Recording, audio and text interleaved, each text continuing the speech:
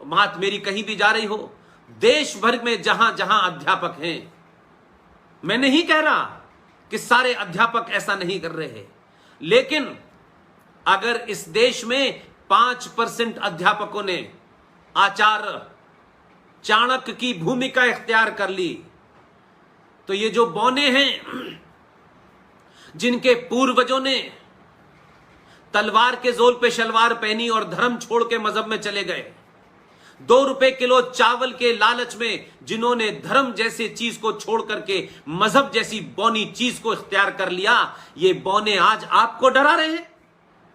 ये बौने आज भारत को तोड़ने की बात करते हैं।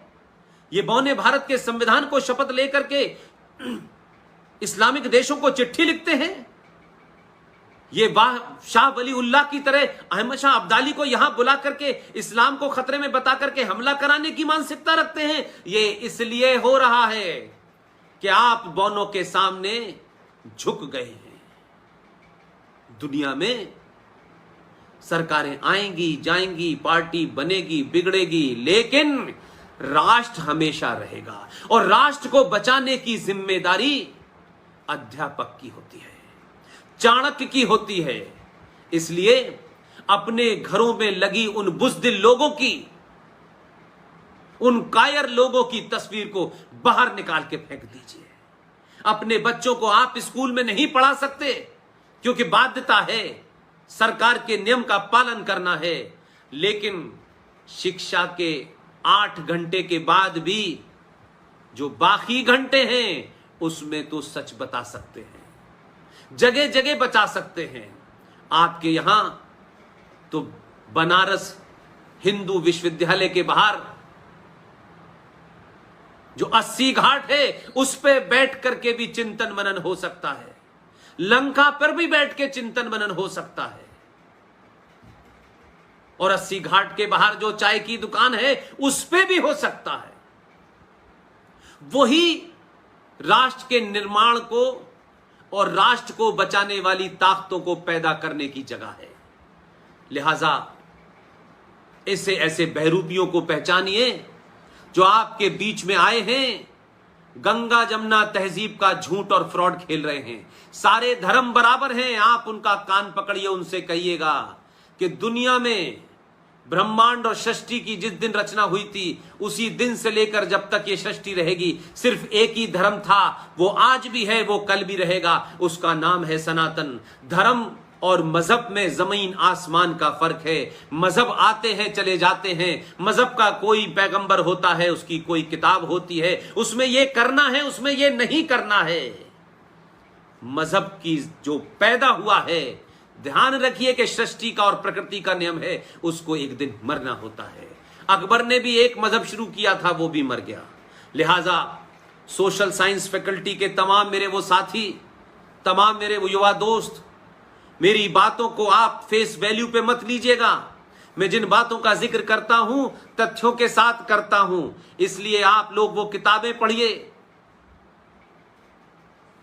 वो चीजों का रेफरेंस दीजिए, और चौराहे चौराहे गली गली जो लोग आपको झूठ बोल रहे हैं आप उनका गलेबान पकड़िए और कहिए मूर्ख बनाना बंद करो।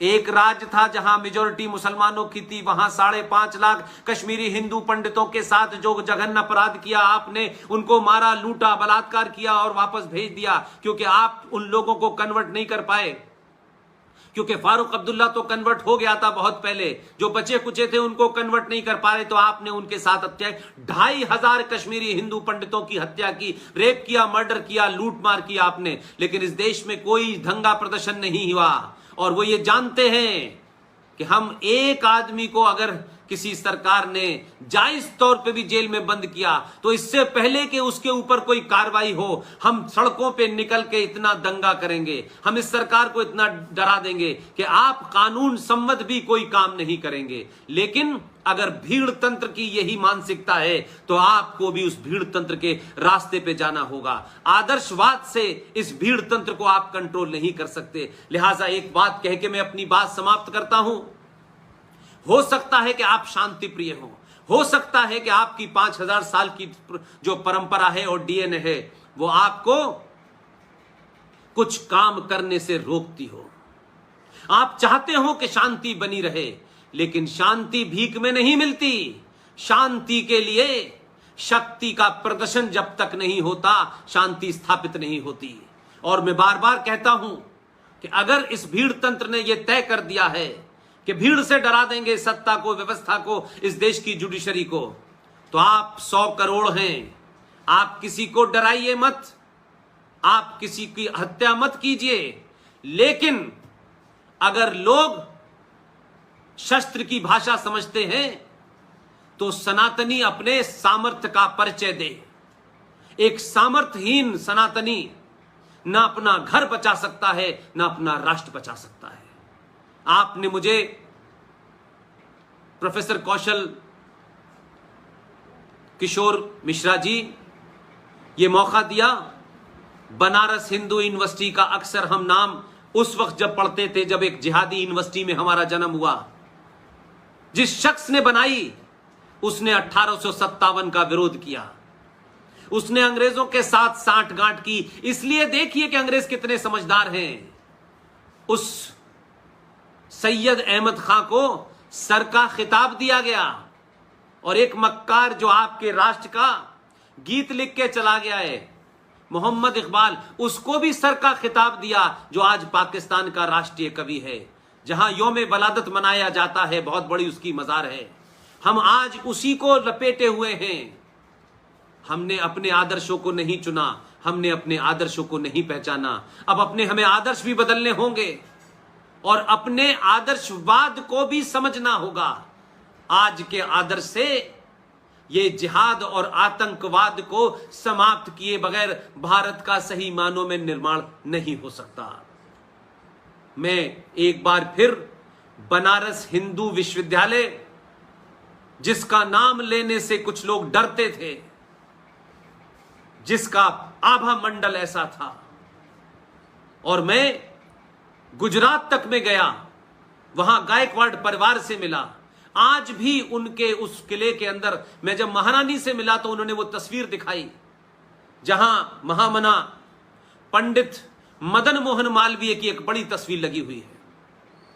वहीं से पता चला कि उनका भी इस को स्थापित करने में कितना बड़ा योगदान है।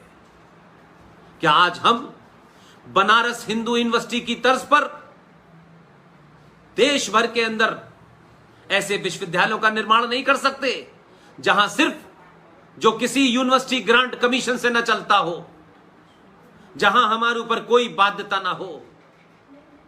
क्या हम उस बख्तियार खिलजी, जिसके नाम से स्टेशन का नाम रखा है, जिसने भारत के सबसे पुराने दुनिया के, जब विश्वविद्यालय का कंसेप्ट नहीं था, यह हार्वर्ड भी नहीं थी, यह ऑक्सफोर्ड भी नहीं था, उस नालंदा का पुराना पुनः निर्माण नहीं कर सकते?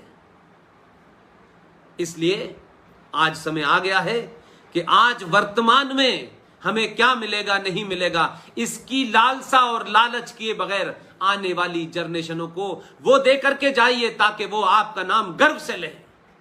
हो सकता है कि आपका नाम संसद में न लिया जाए, हो सकता है कि आपको कोई बहुत बड़ा पद मिले और आपके पद के साथ आपको याद किया जाए। कुछ पद ऐसे भी होते हैं कि कोई पद नहीं होता, तब भी वो कई बड़े पदों से बड़ा पद आपको समाज देता है। हमें उसका निर्माण करना चाहिए, उस तरफ बढ़ना चाहिए। आपने जो मुझे मौका दिया, इसके लिए आपका, आपके कुलपति का और तमाम वो साथी जिन्होंने आज की इस पूरी लाइफ को आपके साथ में पहुंचाने का जो कार्य किया है, उन सबको, और खास तौर से जो मेरे साथी हैं, जो मेरे साथ शाना बशाना सुबह शाम मेरी सुरक्षा की भी चिंता करते हैं, आने वाले तमाम सारे प्रोग्राम्स की भी चिंता करते हैं। और इत्तफाक से मुझे गर्व है इस बात का कि मैं पैदा तो अलीगढ़ मुस्लिम विश्वविद्यालय में हुआ, और जब इस राष्ट्र के काम में लगा तो मुझे बनारस हिंदू विश्वविद्यालय से